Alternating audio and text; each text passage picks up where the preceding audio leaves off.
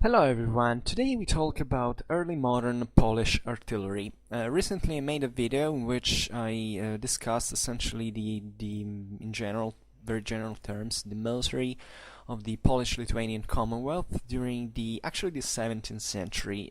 Today I think, no, yeah, it was during the 17th century. Essentially, today we stand to a bit of a broader timeline, simply because we are gonna look the development of Polish Lithuanian artillery from essentially the end of the Middle Ages, even the 14th century. I mean, ever since firearms began into Poland, to appear into Poland. Sorry, I was searching for. The title of that video, however, is in the Modern Warfare playlist. It's called 17th Century Polish-Lithuanian Army Organization. So here it happened. Today it happened randomly for me to be wanting to talk about artillery now. Let's focus on it and let's give a look to it. So, looking a bit of the prehistory, actually. So today we're going to stick to the Renaissance, but I think we can make a bit of a fact of medieval history fit in a little bit, as there is towards the end of the Middle Ages in Europe, there is this progressive, very gradual replacement of crossbowmen by handgunners, and this is something that happened in different measures, more than in different times into Europe. We have sometimes problem to see. Especially at the first evidence, Poland is not, excessively documented, especially when compared with, Western Europe. But there is no reason to doubt that the first firearms in Poland basically appeared roughly in the same time, which into other Western countries they actually popped out, simply because it was something that wasn't properly even imported by somewhere else. I mean, at this time it was the whole Europeans who were experimenting now with this kind of weapons, and the first confirmed reference to Polish firearms dates to the 80s of the 14th century. But we can imagine this weapons to have existed practically already before. The most rapid period of development of firearms is also not definitely very different from the one of other countries in Europe, and it's under the reign of the King Władysław the Second Jagiello, who ruled between 13. I believe. He was from 1386 to 1434. He essentially during this time, it was the same period in which in other European armies handgunners were especially making a very consistent appearance, also in consistent fractions of the army, like 1/3, depending on which one. Probably in Poland was slightly less. But nevertheless, this so also the great development also of artillery, of gunpowder, because it's roughly from between the 20s and the 30s, in fact, of the 15th century, that for a European prince, up-to-date prince in military affairs, a siege, an artillery park was kind of becoming necessary. And in Poland especially, it's the 13 Years' War between the 50s and the 60s of the 15th century against the Teutonic Knights that really saw the generalization, the most intense spread of firearms in broader terms, not just in small numbers, but consistently among handgunners in field operations, and also in naval warfare, because this was a moment in which the Poles were essentially also fighting against the Teutonic Knights from the sea, given that was it was mostly the coastal area that had seen the major German colonization, where eventually the Teutonic state had developed. So this time artillery was still pretty rudimentary, as I've made several videos recently about artillery from from that time.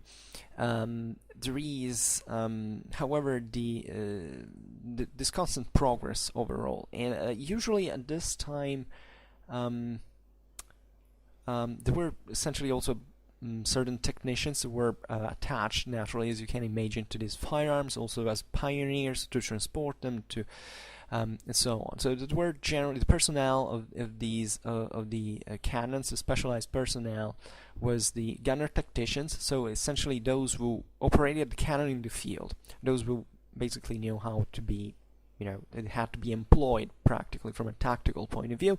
Then other technicians who instead produced essentially the artillery, first of all as craftsmen and so on, but also the equipment and the ammo was arguably, especially gunpowder, the most expensive thing to do, because actually casting, yeah, of course, it was a pretty big expense, but paradoxically, even more the projectiles, it was really gunpowder to be expensive. And these, by the way, were guns that didn't fire at a great rate. They often broke down after a while. They had also pretty limited autonomy.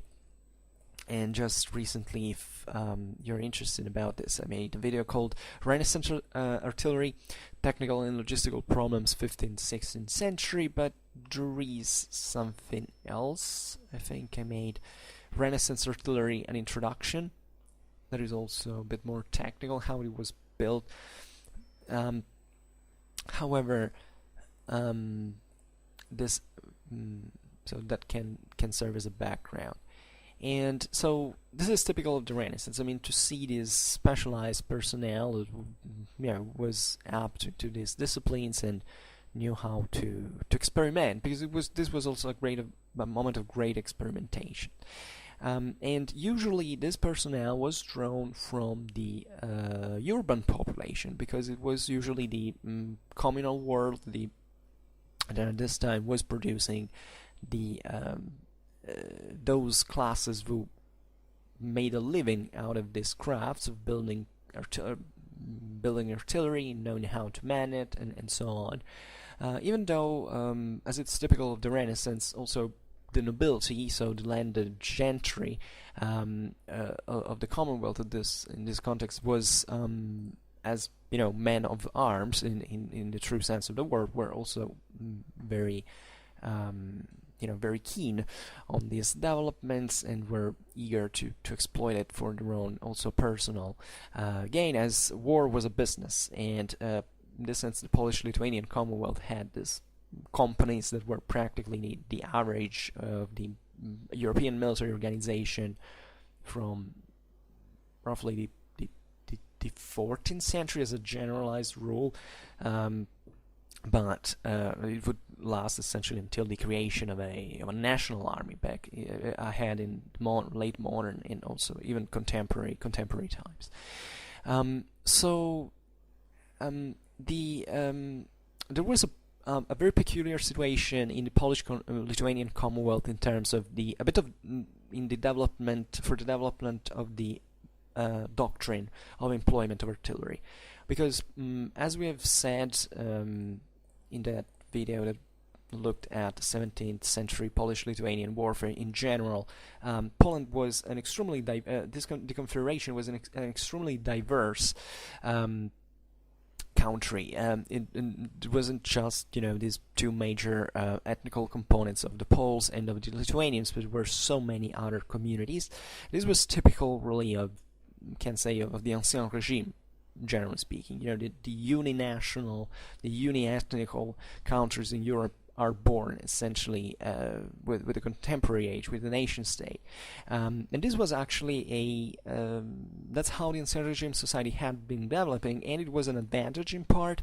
That centralization was very scarce at this point in history in terms of statal centralization, and let's say the variety, the multiplicity of these communities was actually a very functional way for sovereigns to actually keep a balance, because the more the more you keep this differentiation, the more you can play more or less in this or that community to back you, to have benefits. Also, this was naturally very complicated, but in terms of warfare, it brought to a greater flexibility, in the sense that several communities also tended to fight in different ways. There were certain ethnical components were able to fight in a certain way, others that had other technological know-how, so this was very important, and the Polish-Lithuanian warfare in this sense is extremely fascinating in this moment in history, because it kind of drew heavily from all of these components and was able to produce a synthesis that objectively knew no equals in Europe. But at the same time, there's also another factor, that is the extension of the Commonwealth. It was pretty big. And it faced several enemies, several threats at once, from different populations that also in turn had different warfares, different fighting styles. So since roughly the 13th century, as we've seen, Poland's most dreaded and persistent foes were the Teutonic Knights, and in the north, let's say, and then the Mongols that were basically harassing then the whole Eastern European area. Later, the so-called Tatars in the southeast, because also the Mongol world was a bit diversified. You could find kind of even sort of statual entities that with a good degree of centralization, as well as Tatar tribes that also were mostly engaged into pillaging and raiding and so on, that were also part of the Polish-Lithuanian army at the point. The Cossacks were very important components, and there was a problem in this sense, because aside from other strategical problems, that is to basically control all of this area, that also possibly was one of the causes that made Polish cavalry being so widely used, and so developing in this very famous fashion with the winged hussars and their great quality. There was also a problem of coping doctrinally with all these different enemies, because they, with different enemies you have to adopt different solutions. So there was a contrast, essentially, because from one side you had, if you take the Teutonic Knights or other German or Germanic foes in general, you could see that this pretty need for infantry and artillery, especially for siege warfare. Think of all the castles, and very advanced, very developed castles the Teutonic Knights owned in Prussia, and also the need of fighting indeed against heavy infantries. These infantry of burghers that were pretty well organized. The German communities were famous at this time for this very, Germany was all fragmented practically at this point. There were certain major say dynasties that were naturally organized and tending to organize things in a kind of a more unitary fashion, but we are still very far from having a central. And actually, the German communities were extremely well organized, extremely well efficient. They had very good militias, and they were mostly militias of infantrymen. So typical Pike-and-Shot tactics we can find. At this time, Germany was also one of the most advanced countries at this point, technologically speaking. They had good artillery. They were developing also the wheel-lock pistol technology from actually the clockworkers, and therefore they were the Poles had to deal in a certain fashion against them, because naturally the strength in there was this tough core of infantry that was still very hard not to crack with just handguns, because at this point, until basically the second half of the 17th century, the pikes still have a upper hand over arquebuses and muskets. So that was something that basically stressed on the toughness of these formations, not much of the mobility. So that's something that there are pros and cons. From the other side, in the east, was a completely different enemy. These were these Tatar cavalry in the wide open plains of the Ukraine. They were extremely more dynamic foes, mostly light infantry, light cavalry, horse archers most of the times. So in here, the Poles in comparisons were the heavier ones, and these tactics, the tactics used by the Tartars were famously elusive. There was the need definitely to keep up with that mobility. So, given that the Commonwealth was a theoretically a unique thing, then political practice was a bit different. Indeed, the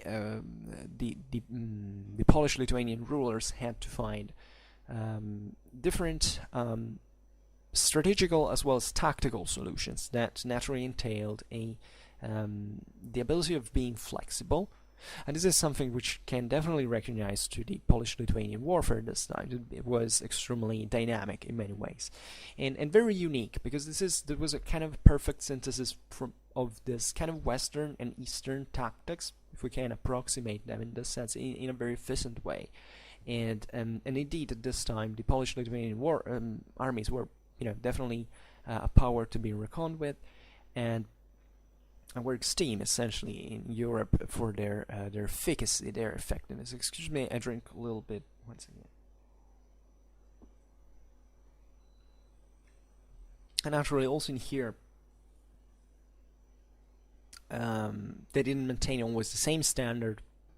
Every country at this point had lots of ups and downs, especially from Renaissance times onwards.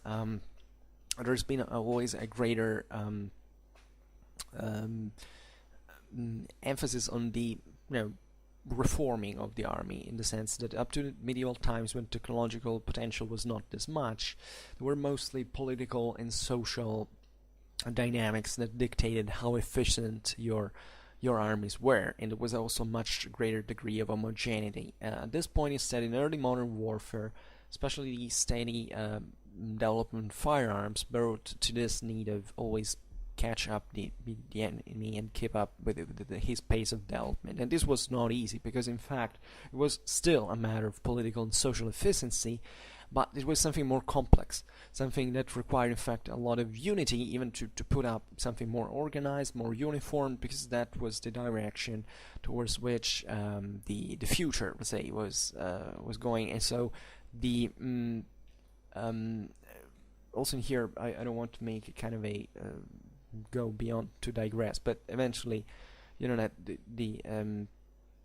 between the 16th and the 17th century, definitely the Polish-Lithuanian armies were able to maintain its unity, more or less. Then, because of chiefly political reasons, eventually in the 18th century this effectiveness declines, also for social reasons, naturally, and eventually, at the end of the 18th century, Poland gets partitioned and it basically vanishes as it was a weak country, while in this century instead was considered especially a very effective military force, and it's actually a valid assessment.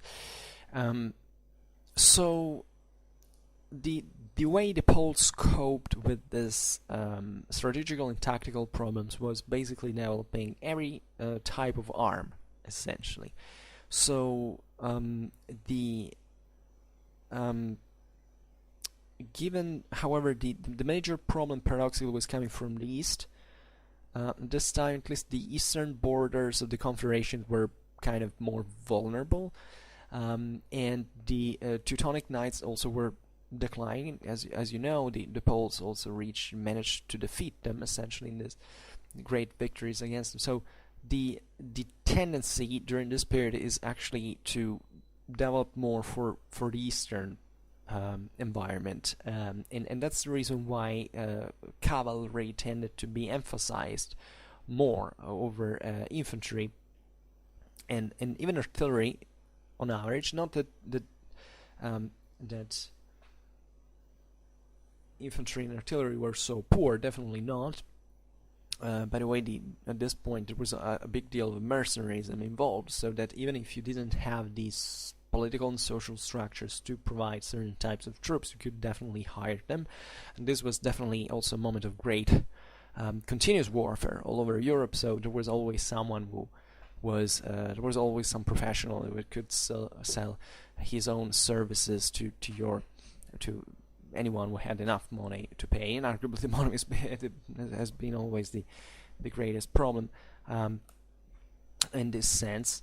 But let's say on average, at this point, Polish-Lithuanian armies relied more on heavy cavalry than infantry and artillery that were mostly used only during siege warfare, as you can understand. So today we're going to look in depth, relatively in depth. Naturally, we can do only a few on the internet, because we should need a university class just to address everything perfectly, and I'm not even an expert. So, but the point is that let's try to draw the essentials in here.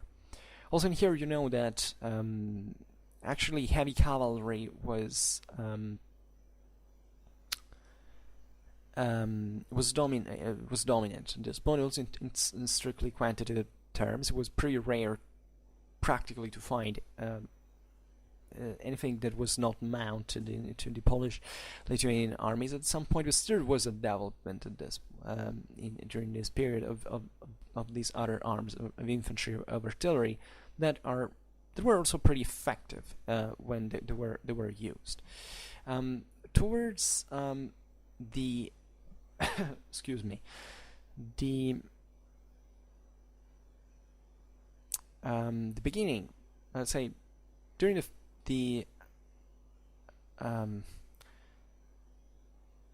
let's start from the beginning of the 16th century. So as we were saying, the change towards Renaissance warfare was relatively, obviously, it was always progressive, and it was an improvement in firearm technology. The arquebus was progressively introduced in Poland, and it actually quickly replaced the crossbow in both the infantry and the cavalry. I think the Poles had made a substantial use of crossbows as much as other European countries, although I think probably there was a higher preference for the simple bow. This mostly for social reasons, because what actually Poland differed from other, especially from Western European countries, it had a lower development of urbanization, and crossbow is something that you don't need urbanization to use, definitely, but say that certain technical know-how, certain availability, also resources, it was proper of certain especially if city republics of countries could invest massively into that. And even though naturally crossbow was very widespread in Poland as well, simple bows from peasant levies and so on were still pretty effective, so there was pretty much no reason to invest excessively in that. And already in previous times also cavalry was pretty much a thing, was a very developed arm, so even infantry in general was not excessively developed compared to other Western foes. There was in the field of artillery proper, the introduction of long-barreled cannons had really an increase, a dramatic increase, especially during the wars against the actually last Teutonic War. I think it happened roughly between 1519 1521, if I'm not wrong. So naturally the Poles at that point were investing a lot into artillery in order to cope with this very advanced German fortifications successfully. And even though as we have seen, Polish armies were usually cavalry oriented, the importance of firepower was recognized relatively early into Poland, and the support of infantry and artillery to cavalry became pretty much widespread. This happens also in other countries in Europe that were traditionally not much about infantry. Take France, that had also this very strong and intense mounted tradition that, however, starts making an extensive use of artillery and becomes actually the most advanced country from that point of view during this Renaissance. The Poles appreciate very much firepower. They probably, this is my theory, they kind of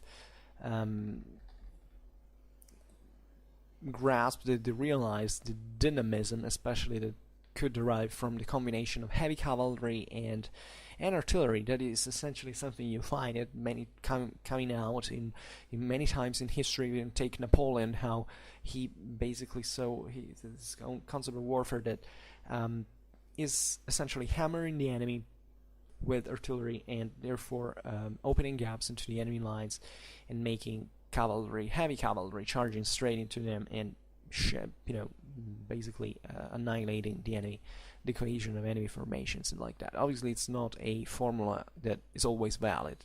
Warfare doesn't work like that. There are no manuals in warfare. Every battle is different. Every war is different. So tactics could be more. There was definitely a reliance of certain type of tactics, but some that were preferred also to others, but they weren't. There was nothing like the ultimate tactics, because it's something that doesn't make sense in any way in military logic. However, it's interesting, in fact, as Polish commanders kind of immediately appreciated the effectiveness of artillery, and they put it to use, with good results. Naturally, as we've said, the also infantry and artillery, infantry together with artillery was used to weaken the enemy, like to preparing the way for cavalry to assault. This time also the Polish foes had pretty strong cavalries, so there was the need for a stopping power provided by also these Pike-and-Shot infantry, and it was vital to disorganize enemy attacks, enemy cavalry attacks, especially. And that had been arguably, in fact, the weakness of Poland, probably especially against the Teutonic Knights that had this ultra-heavy cavalry, while the Poles didn't have a lot of infantry that could oppose it with an enormous effectiveness. At least on average, that Polish infantry was relatively lighter than one of other countries at this point, but there are other ways you can cope with that. And also the Poles were pretty much influenced by Eastern tactics. They knew how to lure the enemy into ambushes, how to basically refuse the contact, to harass the enemy with horse archers as well, especially from Lithuania. There was this kind of, from the Lithuanian branch of the Confederation, were pretty effective horse archers. The Poles were much more westernized instead. Naturally, they had something definitely what came closer to what the Western foes, their Western foes were. So definitely by the end of the 16th century, the expansion both of artillery and of infantry gave the Poles consistent effectiveness in siege warfare, and this is showed especially. So there was this very tough hard lessons learned. Against the Western foes that were naturally also much about siege warfare. And at the time of King Batory's, who ruled between 1576 and 1586, definitely the Polish-Lithuanian Confederation showed how effective these new their firepower in siege warfare was, given the 3 successful campaigns against the Principality of the Muscovy, and at this point Batory had been also great. He was credited also with this innovations that were put so much good use during the Muscovy campaigns. For instance, these at least contemporary literature credits him with the invention of these fiery bullets. So these were incendiary ammo that was used with great effect, especially in fact in these years in 1579, 1582 against the Russians, and this was practically obtained by in wetting of sand or ashes followed by moist greenery to prevent the preheated bolt from igniting the powder charge. And the Muscovites actually answered to that. They kind of countered this measure by constructing their fortifications from thin layers of wood, and backed with earth, so that this motored the hot ball essentially quickly, and so there was less combustion, less to burn in that sense. But you can imagine what, I don't know, 16th century Russia was also in terms of material culture. It was lots of structures built in wood, so that's also why such fiery bullets were so effective in this sense. The main problem, however, also in here were political and social, because Bathory died in 1586, and he had tried. It was a pity actually for the because he was a very energetic man. Under this point of view, he had stressed the importance of the strengthening the army. He had had this constant struggle with the confederal parliament for increasing essentially also the commitment of the communities to provide for, and also with the for the defense of the same country, because definitely around Poland were lots of countries were pretty aggressive and expanding their own armed forces. So all this effort, this commitment that Bathory had towards this point of view kind of died with him in his sudden death in 1586, and and this brought to a sort of decline, definitely, of these developments.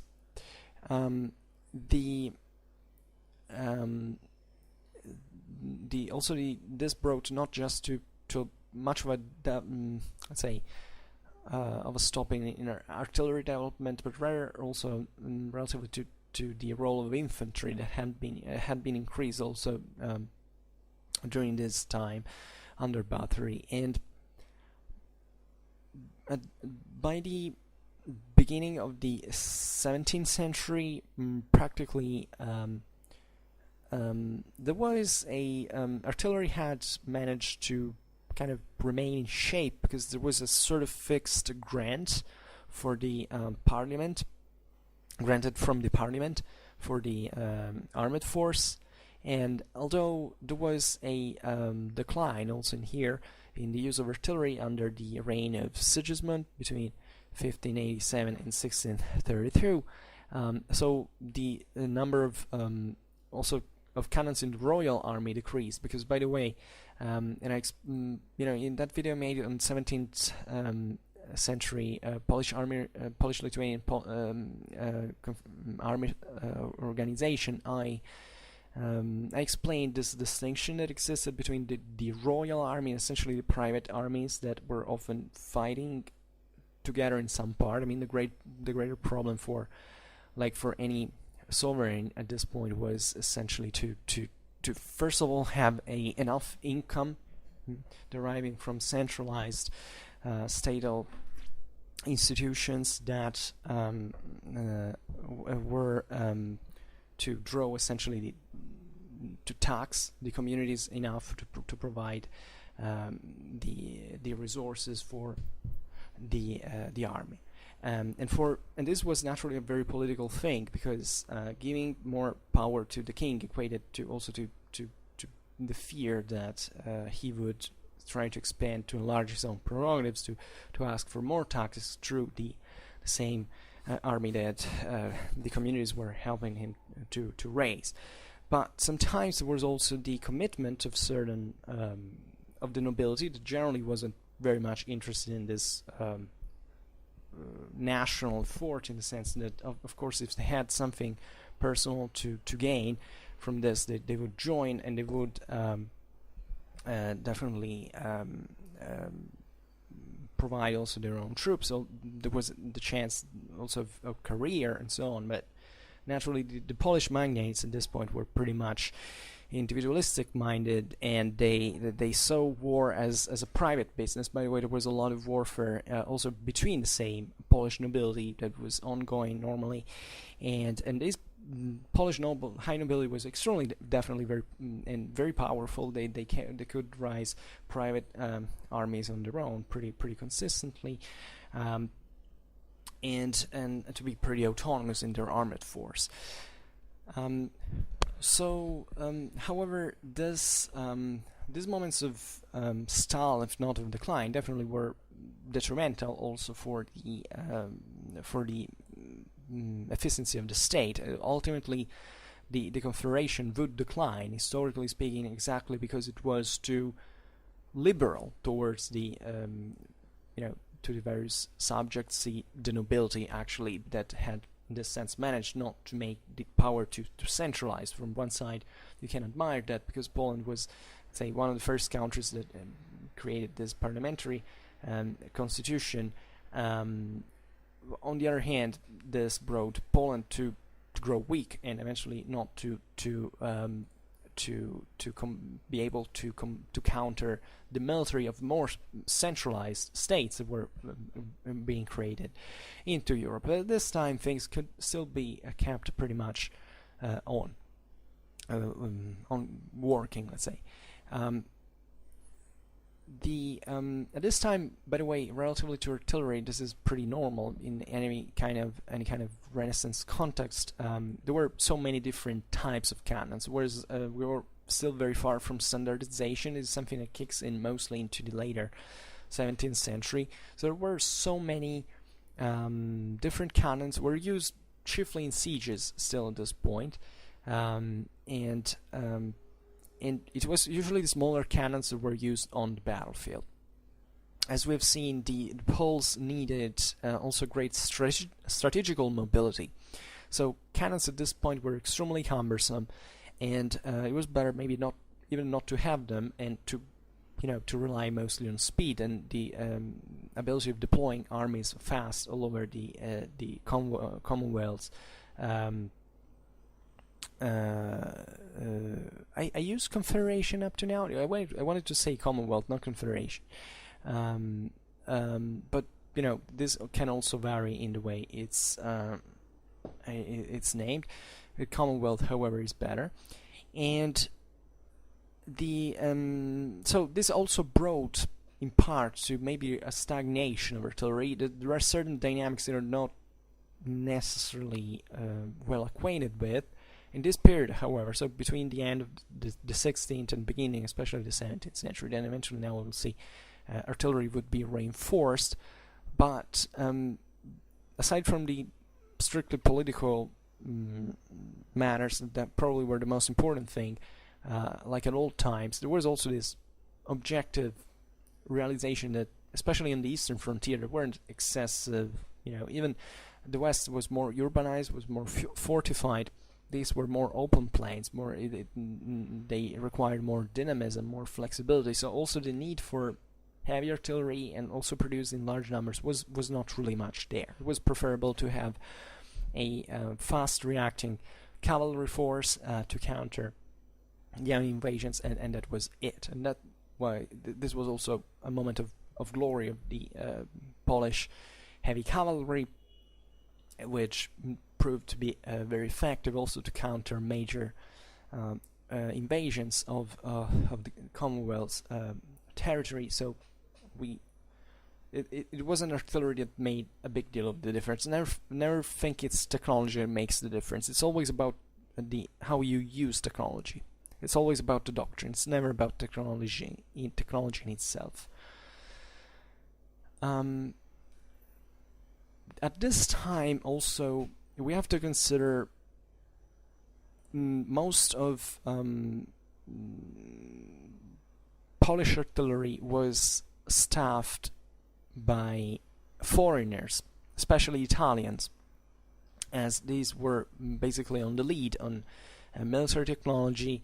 There's also today we talk chiefly about artillery. We don't talk about fortifications, but at this time, basically everything that had to do with military engineering came from Italy, from what the French called, in fact, of the trace italienne in fortification. That was the most advanced thing at the time. So it was typical, actually, of Eastern European countries that were generally less developed. They also had less resources, etc. To basically hire these Italian architects, military engineers, military advisors to basically organize their own artillery park. As we've seen also, at this time the most advanced countries, technologically speaking, were Italy and Germany. So that's where also the Poles kind of drew heavily from.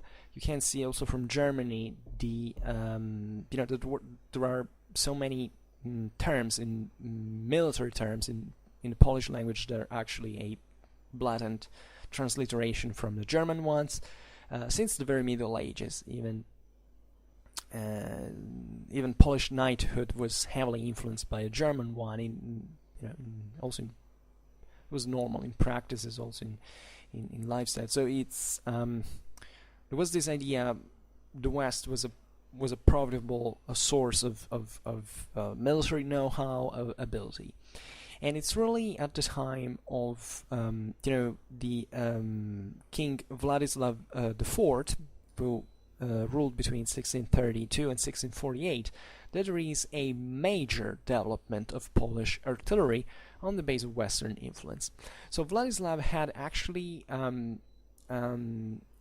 been the guest of the Italian-Spanish general Spinola at the siege of Breda. It is one of the most important military episodes in modern history.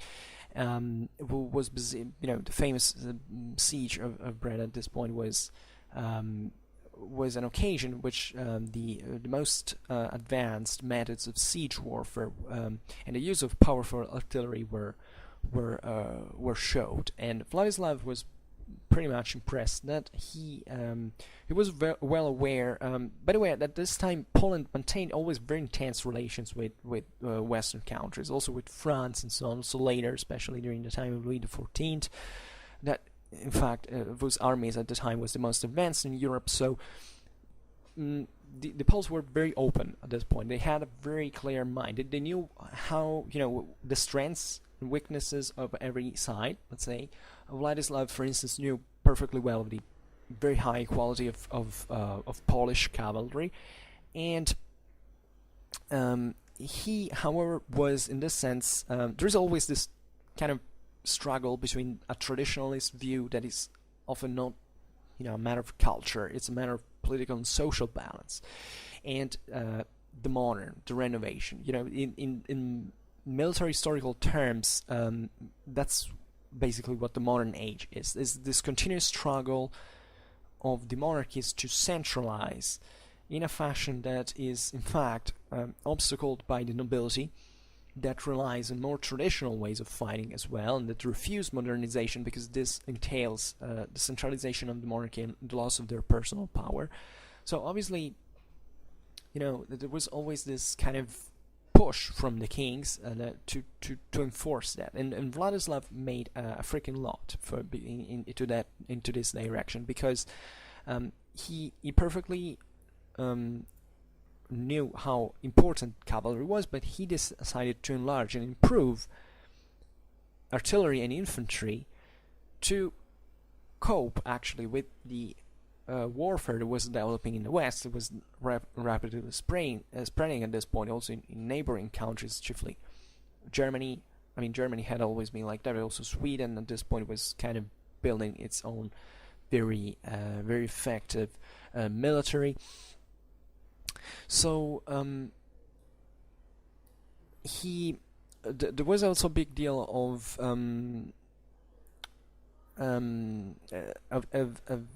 interest towards fortifications. So for infantry, artillery, and fortifications, Vladislav needed also foreign advisors. So people who knew were advanced at that point. You might wonder why this had not happened in Poland as well. Well, it's kind of obvious, kind of the environmental situation.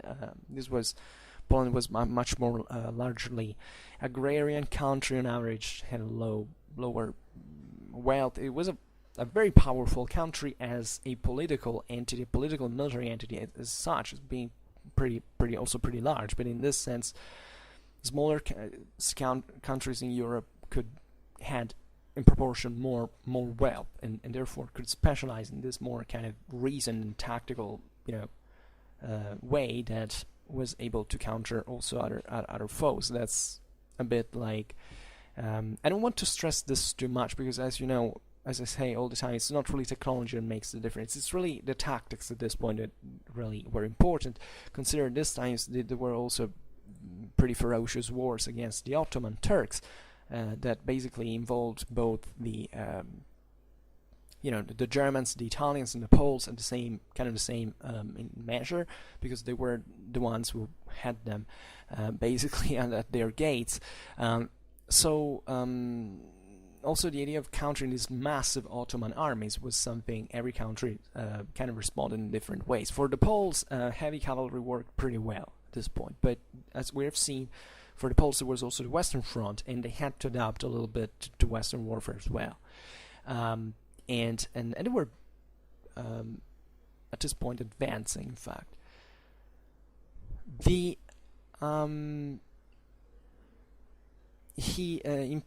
brought basically all these foreign. He created sections of the army meant by foreigners. He at all times actually in Polish armies at this point were foreigners of every kind. Even heavy cavalry sometimes was made up by heavy the German writers, that they were coupled in this, because having these foreigners and mercenaries was a very profitable way to stem in fact the push of the nobility. Yeah, you might have extremely good heavy cavalry, but if this is manned by this is commanded by people who don't want to obey you as a king, you hire mercenaries, and mercenaries in this sense can be even more reliable than natives, because this is actually the myth of the mercenary as a kind of a brigand who doesn't care, is disloyal, has been created in the 19th century with the rise of the modern of the nation state. But if you look at history, kind of some of the most effective and reliable troops in all history have been mercenaries. So the Poles had actually at all times, for instance, German cavalry, German infantry, all the time as mercenaries, and they were just next door. They were pretty easy to hire. This time, at the beginning of the 17th century, Germany was becoming the battlefield of Europe. It was full of mercenaries in there. Coming from everywhere, by the way, because this has nothing even strictly national. This time mercenarism was extremely international. You could, in the 30 Years' War into Germany came to fight basically everyone. There were Germans, Czechs, Swedes, French, Italians, Spanish. I mean, all were there, and this is very important because it also brought to a more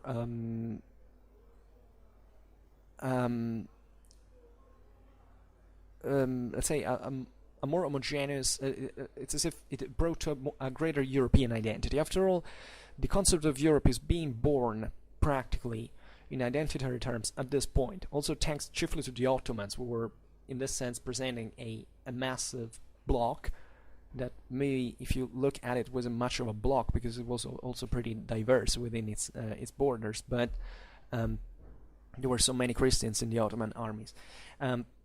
But it's the idea of the narrowest also part of this ideal West, that is essentially Western Europe, into which Poland fitted at this time, because actually Poland has always been more kind of a Western thing. I mean, since it fell into the orbit of the the West of the Roman Church. I mean, it's always like that. Lithuania hadn't been like this. For instance, Lithuania was much more swinging between West and East, but the Poles, in this sense, were very great protagonists of Western warfare as well. Simply, they had certain characteristics that made them unique, and they coped differently with, and also with different enemies sometimes than our Westerners.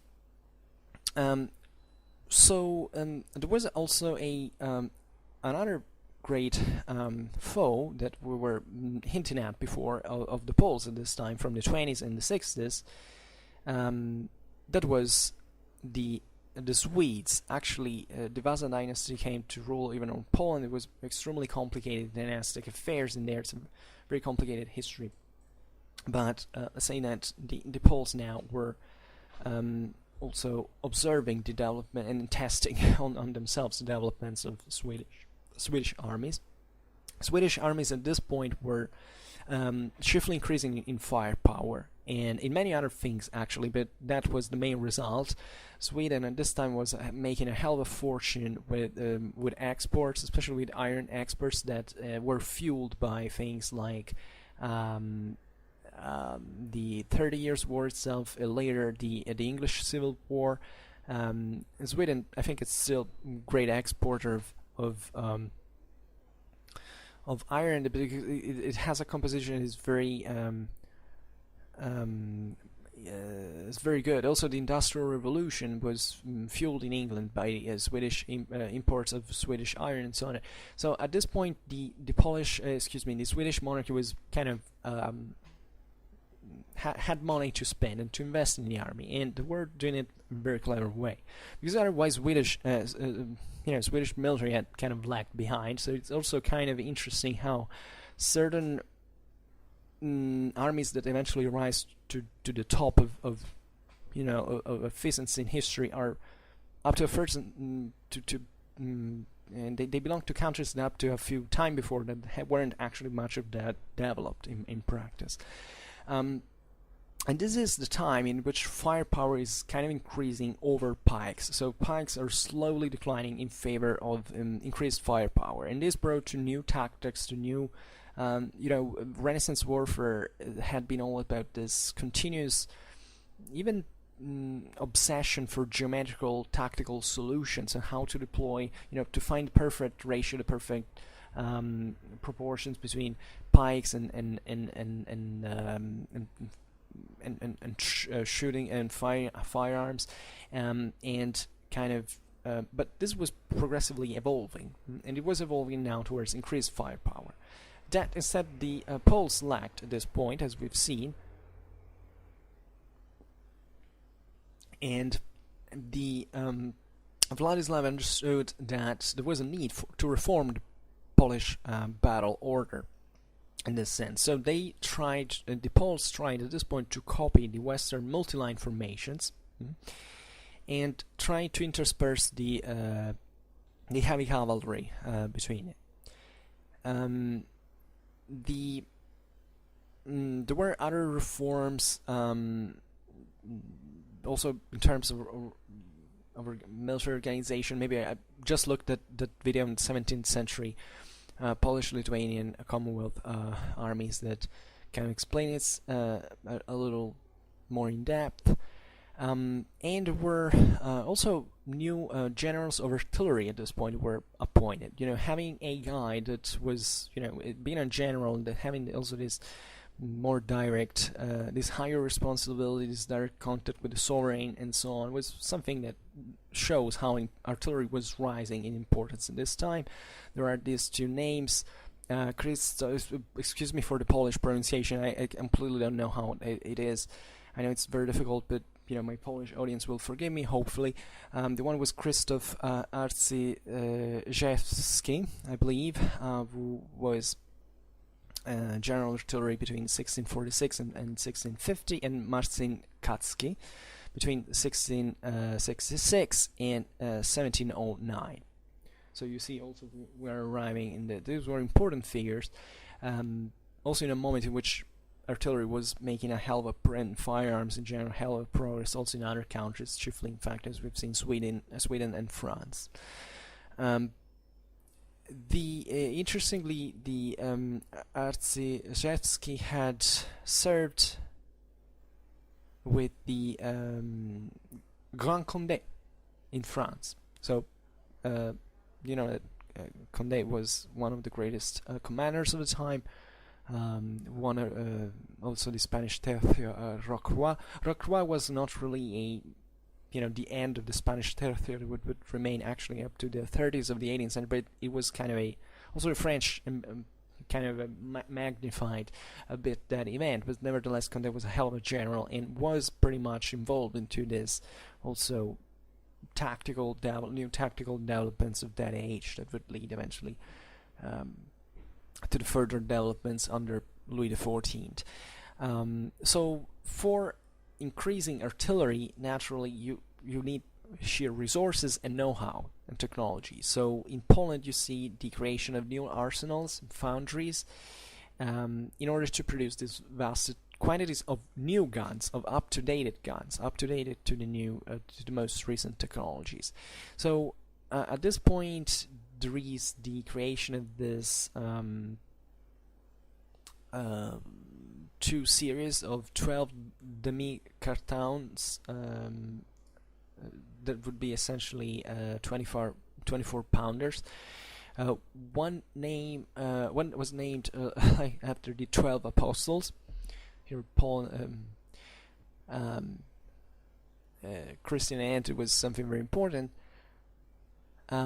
This was cast in Warsaw during the later 30s of the 17th century. The other one was cast instead in Danzig, or Gdansk if you prefer now, in Poland, in 1633. So it was kind of important centers, especially Danzig. We will say afterwards was a kind of a state within the state. It had a massive army, militia on itself. It was admired, but also the Westerners who came there to see this essentially German city that could produce also much of that know-how, because we were saying the commoners, the urban classes were the ones who had more kind of mind for such things. They had the means, the material surplus for achieving that. And they were named, these cannons were named in pairs also after animals, like the wolf, the bear, the buffalo, the fox, the oak, the unicorn, and so on. It was typical, especially in a world where standardization was pretty low still, so every cannon was kind of a thing on its own. It was characterized also through these names, and this was typical ever since artillery was created in practice. You can find it also in medieval times with trebuchet and so on. There were also many other sizes of guns that were produced, and all the terminology at this point was practically following the one of the West. And at this point, by the 40s of the 17th century, the Royal Army alone in the Commonwealth had around 350 cannons and mortars as well. Mortars were also very important in siege warfare, because they had this more, I was about to say parabolic trajectory, but every kind of projectile by definition, physically speaking, has a parabolic trajectory, but the mortar is something that can, in fact, goes up the walls and hitting, climb over and to fall down. So to hit, it was used especially also with with incendiary. For incendiary purposes, to burn up also the cities. You can imagine cities how in the 17th century were mostly built in wood, so everything was very flammable. And of these 350 cannons, about 40% were all newly cast. So were the new ones, the updated ones. The commanders of artillery at this point that were created in 1637 were in charge of the arsenals, also where these cannons were produced. This was very important because the state wanted naturally to control the means of production of these weapons. There were also 6-pound, from 3 to 6-pounder regimental guns that were now introduced in the Polish army in imitation of the Swedes. By the 50s by 1654 there were over 600 guns were distributed throughout the Republic. This was also very important because you see that basically the state didn't just monopolize the use of these cannons. It was they were also distributed as a strategical asset practically all over the Commonwealth, so that to cope with all the threats that came from in those areas. Naturally, these cannons were still mostly used for siege warfare. However, from the 50s of the 17th century, there were small field guns now attached to infantry squadrons that were, in this sense, also following the Western pattern, especially the one pioneered by the Swedes now. That is essentially to deploy the cannons in the intervals between the battle line. Everything beautiful, but unfortunately all this renewal in the first half of the 17th century in Polish artillery was about to crumble because of the so-called deluge. This deluge is this phase, and it's called like that in Polish history, this moment of the wars, the invasion of I think it was Charles the X at this time from Sweden. So these terrifying wars that really destroyed also much of what Poland had been able to create at this point. If it hadn't been for the deluge, I don't know, Poland would have probably developed some also the most up-to-date military at that time. The history could have gone in a different way. Also in the following centuries, maybe the events of Poland would have gone in a different fashion. The Vladislav IV's artillery was lost practically, in largely at least in defeats of Korsun, Pilawa, and Bator, and this happened before 1654. And actually, this is very important because it shows that those 600 cannons had been all rebuilt by 1654. So Poland this time had really been able to produce a freaking lot of artillery on its own. And the Swedish invasion brought, however,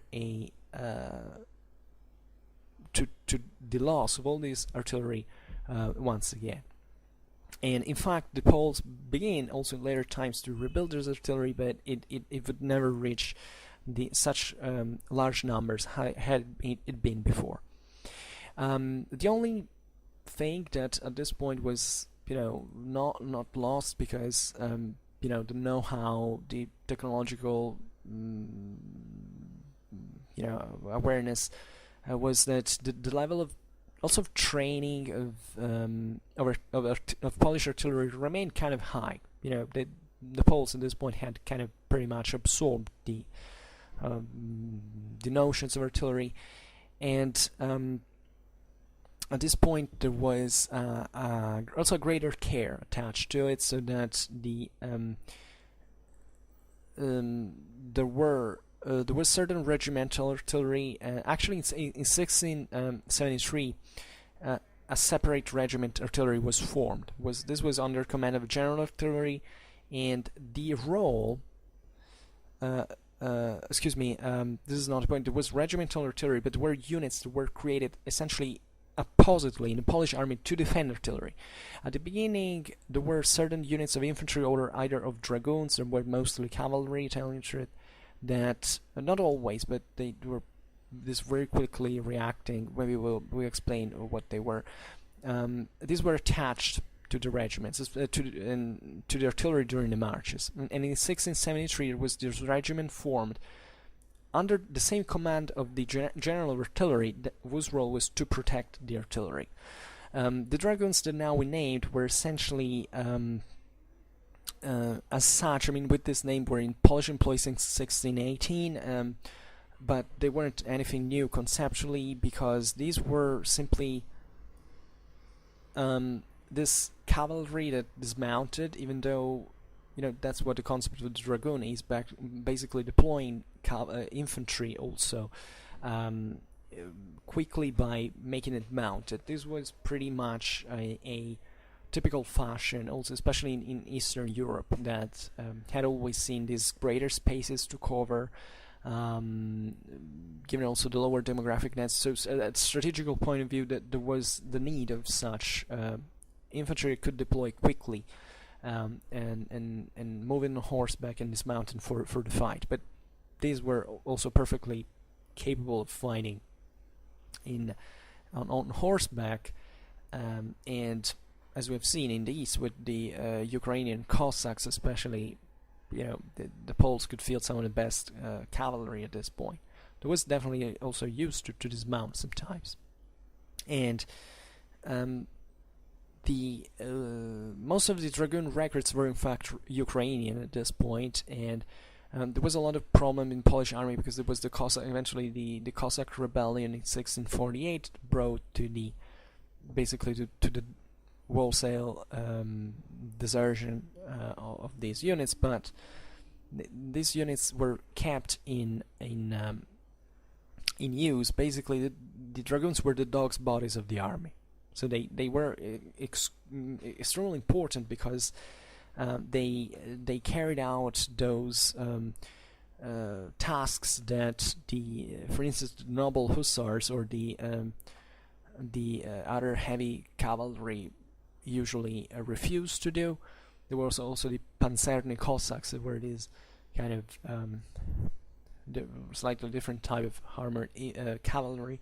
And from the accounts we have, for instance, one from the Vienna campaign, 1683, we know that these dragoons were horsemen fit for every service of war, with musket and sword, first-rate pillagers. And Eastern Europe had always been full of those, because since the Middle Ages there had been always this kind of nomadic populations that periodically countries like Russia, Poland, Hungary settled into their own territory. Also here for political reasons, for countering the push of the nobility, but also because they provided this excruciatingly useful light cavalry that was used for pursuing the enemy, being so savage, so fast, so ready to fight in many ways. And these were, as we were saying, extremely useful also now in the Polish-Lithuanian Commonwealth, because they were extremely speedy. At a strategical level, they could be very easily deployed everywhere. So they scouted, foraged, and they also worked like pioneers, because they were the same guys who built the camps and bridges. So it's as if the heavier bulk of the Polish army had always been surrounded by these all multifunctional troops, light troops, that paved the road for the advance of the army. They defended their back, they watched their back essentially, and that's why dragoons were attached to artillery units, because they were able not just to defend them, but also to act as pioneers, to move these cannons, were, as we're seeing at this time, very cumbersome. And these dragoons had always kind of been attached as independent free companies to regiments, either we've seen now of artillery, but also of infantry and cavalry alike. So this is kind of very important. So with the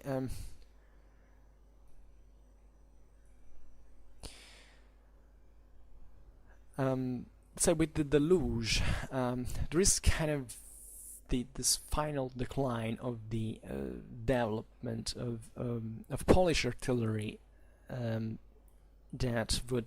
which the Commonwealth would never basically recover. There is to say that however, under Vladislav IV's reign, there was also great improvement in fortifications. Either you know, bigger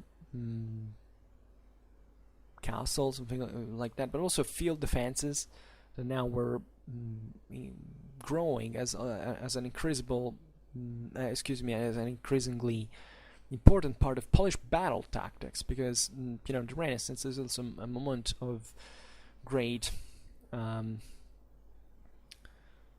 greater development of this kind of entrenched warfare. And in the case of the Poles, this had kind of ancient origins, because this is largely sedentary Slavic populations that inhabited Eastern Europe were always kind of coping with this problem of the nomads of the steppes that every once in a while launched raids and had to be countered in a certain way. So I discussed this a little bit also in a video I made on Polish tactics of the High Middle Ages, between the 11th and the 13th centuries, that the Poles developed certain tactics that were pretty, you know, much designed to counter especially the light cavalry of the steppes. And the Poles at this point were meeting also sometimes overwhelming enemy forces. Think also about the Ottomans and so on. So this kind of defensivistic mindset and tactical needs were pushing for the development of also field fortifications, of entrenchments, and so on. So these were, and with the Swedish invasion of Poland during the Deluge, actually much of the Polish fortifications were damaged, and there was a decline also in this afterwards in fortification and building improvements. There were no resources. This was the main problem. By 1661, there were large difficulties even in, you know, deciding how to besiege one fortress, because sieges at this point, it was siege warfare really the thing that consumed the greatest amount of resources, logistically speaking. And when you run out of resources, in this sense, it's not that you lack the technological know-how, it's simply that you cannot find a way to invest in that technology. So consequently, on the long run, you also progressively lag behind. Naturally, you know, if all of a sudden you get the money, you can definitely catch up. I don't know how to say it. I mean, you can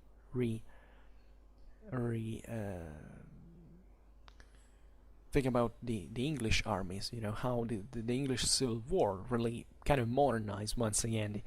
In that case, there were also resources to spend. Here, it was much more complicated.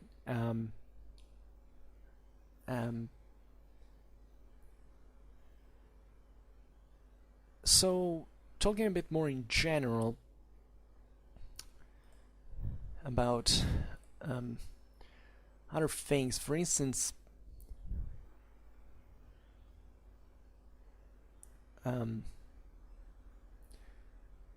artillery was produced, as we've seen, these city militias. Danzig, as being practically the largest city in the Commonwealth, here had very strong and modern fortifications as well. They could hire several thousand mercenaries in case of need, and they also had a fleet that basically formed the core of the Polish king's navies at this time. And artillery development in this city went in parallel with these capabilities. This city was known as the Amsterdam of the Baltic, and the visitors were amazed to see how the vast stocks of weapons of artillery that Danzig had.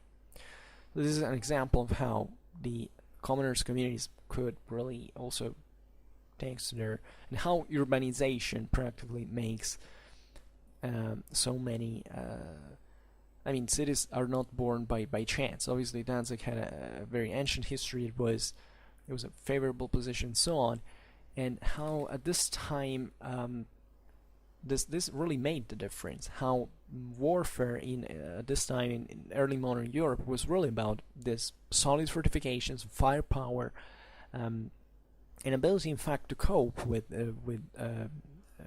enemy threats. But after all, Danzig resisted by itself against a whole Swedish invasion. I think the Polish army not even came to relieve the siege. So these were massive logistical centers as well. Naturally, as we've seen, the Polish and Lithuanian magnates owned their own private armies, and the Beauplan comments that this was all on the the kind of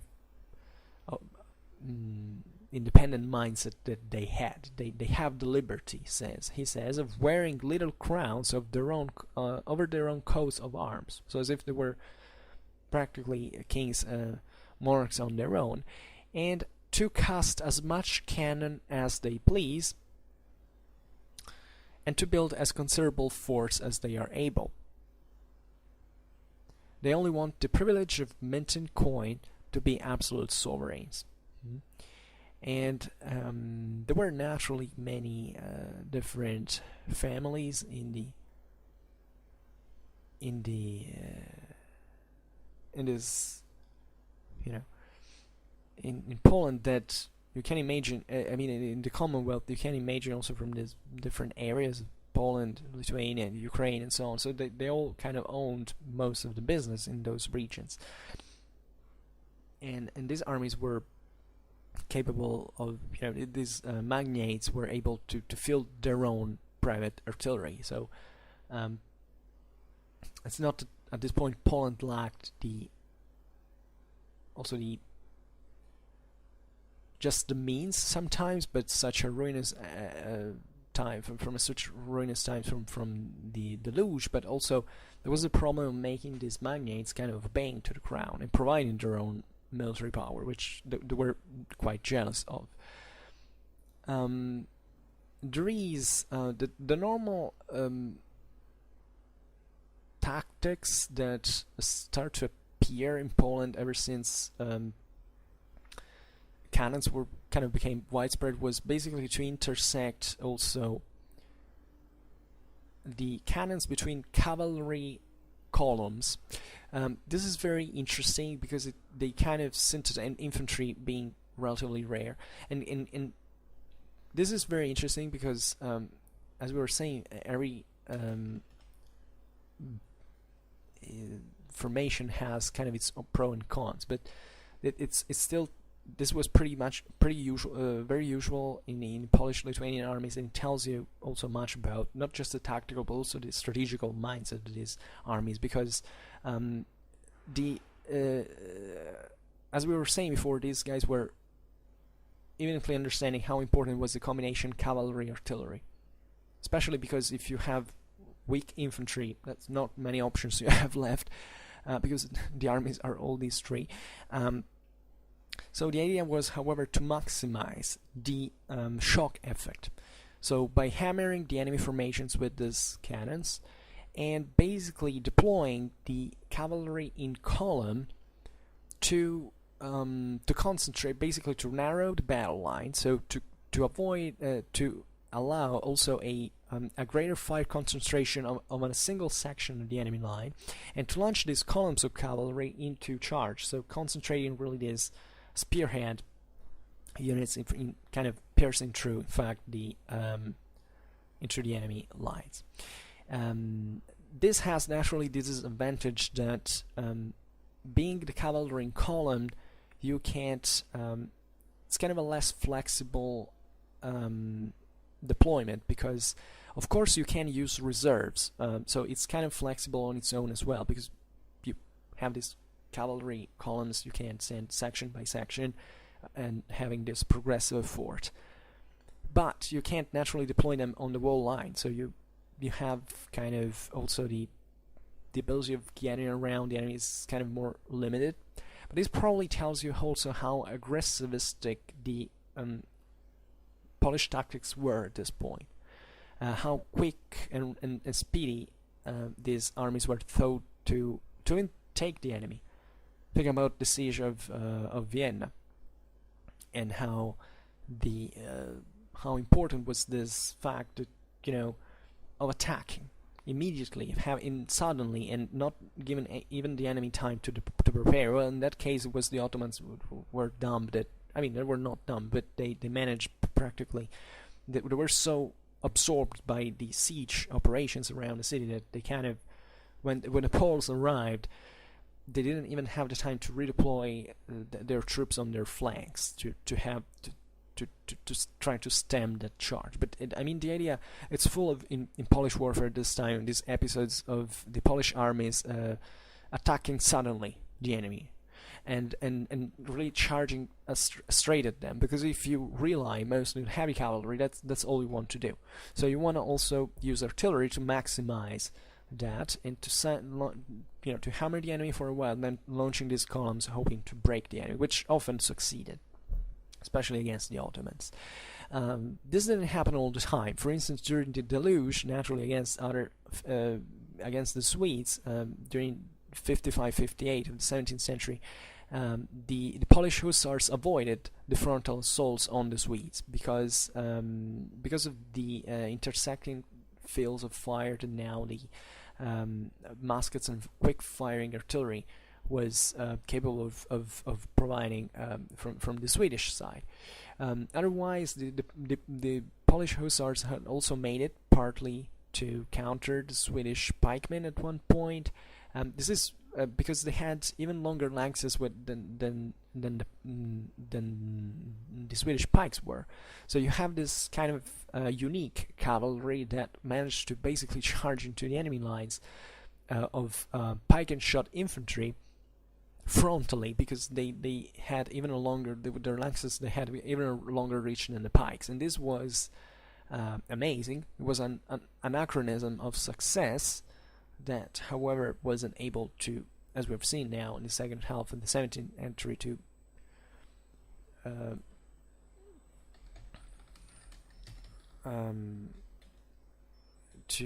keep the pace with, the technological, not with the tactical, tactical developments that were occurring into the West. And there was a partly successful charge of Polish hussars at Warsaw in 1656, directed against Swedish cavalry wing, but this also was repelled. And why? Because thanks also to the help of infantry and artillery fire.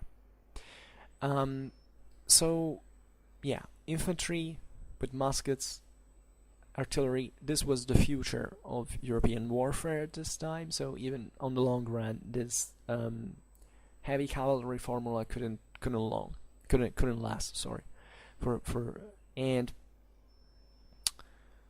although we see that, for instance, in 1683 at Vienna, as we were saying before, Sobieski's infantry and dragoons were quite good as well. So also the Poles were kind of developing towards that direction, and they would.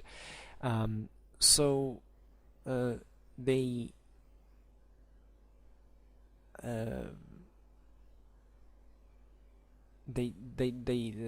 artillery and infantry made a hell of a good job against the Turks in the Vienna forest, and they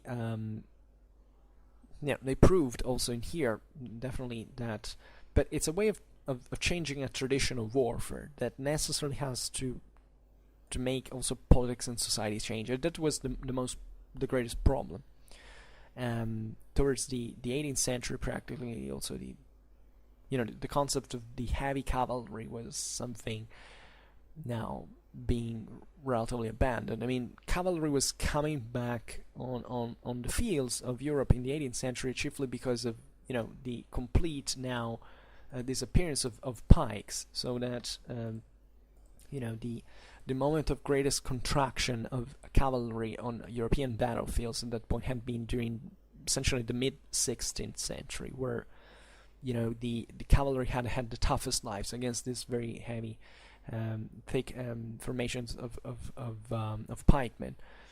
During the 18th century, cavalry kind of comes back, but even at this point, this was coming back in a completely different context, where the most profitable thing was this kind of linear tactics with all these musketeers in line and firing, and cavalry could act only in certain particular situations.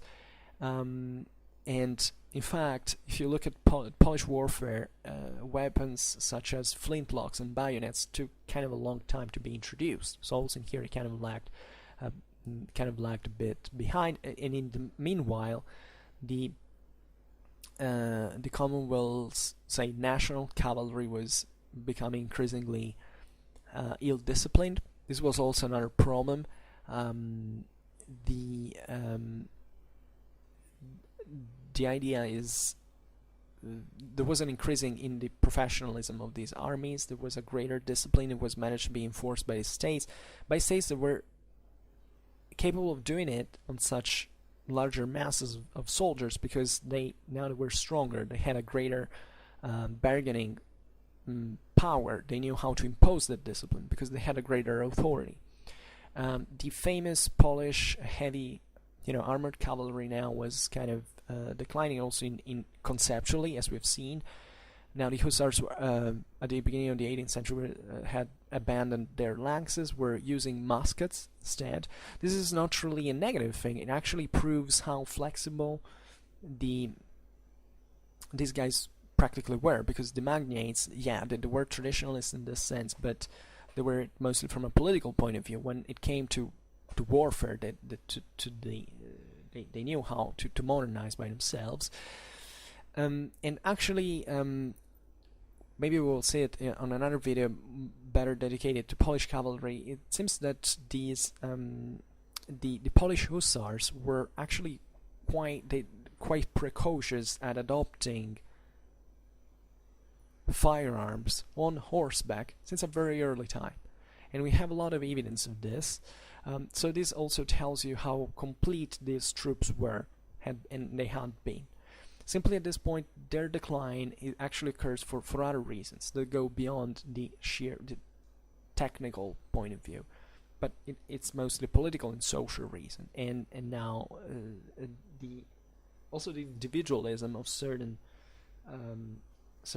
cavalrymen that were, you know, as we've seen, this had been this successful anachronism, was however becoming too anachronistic, definitely. And naturally also the Polish armies developed their own linear tactics, their all musket infantries and so on in the 18th century, but they eventually ended up, you know, the way we know, as a state. So naturally the military forces were kind of, there is a certain homogeneity at this point into Europe that prove in arms and weapons, because it actually proves how certain transformations had become unavoidable. I mean, you could not keep up with these advancements and hoping without thinking to. So you couldn't think to not to keep up with these advancements and remaining an independent country. So you were kind of forced to do this, and now also Europe was much more kind of interconnected, so that also the know-how was there, so everybody would kind of use it. So that's where Renaissance warfare practically ends. To me, Renaissance warfare, actually today I went a bit straight in the sense that I define Renaissance warfare also 17th century. To me, it's not really like that. To me, Renaissance warfare is something mostly, actually, a pretty narrow section. It's something that starts between the second half of the 15th and ends in the arguably at the end of the 16th century. I don't even consider the first half of the 30 Years' War as proper Renaissance warfare, but although, yeah, that can stop there, say mid-15th, mid-17th century. But you know, in the second half of the 17th century, it's already something different. Although, you know, there are people who make the Renaissance arriving up to the 1700, but you know, to me, it's also this strictly terminological term. You know, periodization's kind of not very important in the first place. So I don't know how clear I have been. Today I'm just taking, you know, I began from some month now to just talk about Renaissance warfare here and there. It happened now recently that, choosing randomly my topics, I focused on a bit on Polish-Lithuanian warfare, and it's always interesting to talk about it. I wish I knew more about it, honestly, because I have enough texts I draw my informations from, but it's not also I have problems as I don't know Polish. I don't know, so that is always a problem for a historian. However, I hope to be clear, at least in the essential, because I also have my own opinion naturally, and I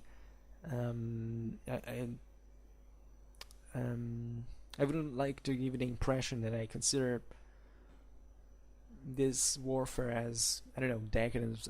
On the contrary, I think that up to, you know, throughout the 16th and 17th century, Polish military was the first rank class in Europe. So it's not like that. But definitely, I'm very sensitive, especially to political and social problems when talking about military history, because I realize many people think war is only about, you know, what kind of weapons you use. That's literally the last thing, because it is important, but only in the measure you can provide those weapons. There is always a political and social reason, so you can't understand military history otherwise. You always have to take it into account. And obviously Poland in this process had its own progressive decline, especially obviously in the 18th century, which we haven't discussed, but even at the end of the 17th you could see this major structural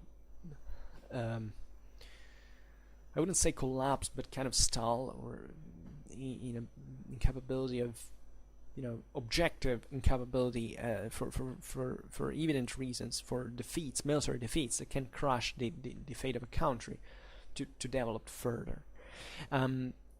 So always keep an eye on that, because my idea is, I'm actually telling you straight, I believe that every kind of human group perfectly knows how to fight at all times. Especially from a sheer tactical point of view. The real problems come at levels of strategy overall, but you know, the techniques, the fighting techniques are always at the best. You know, you can't have naturally better or less, you know, better or worse trained troops, and that is another point. But you know, knowing how to fight is something that everybody knows, especially in such moments in history where warfare was kind of like the first, was normally part of the political dialectic, and it was all about warfare. So it's not really about, you know, how someone knows how to fight. There's this stupid idea that there are countries that kind of fight better or worse than others. This doesn't make sense. I mean, it is true, because naturally different countries have different organizations, but it's not because those peoples, that's what I wanted to say, that those people are more or less versed, you know, more or less combative than others. This is fantasy. There are, you know, peoples that are actually more combative than others that get annihilated quite easily. So that's not the point. The point is always you have to look at how that country works, what's going on at the political level and a social level, because otherwise you can't understand what happens in warfare in any way. So this is the point I wanted to make, I guess, and I will be making it also in the future. For now, I just stop it here, because I don't want to make my videos too long, and for now I just hope that you enjoyed this video.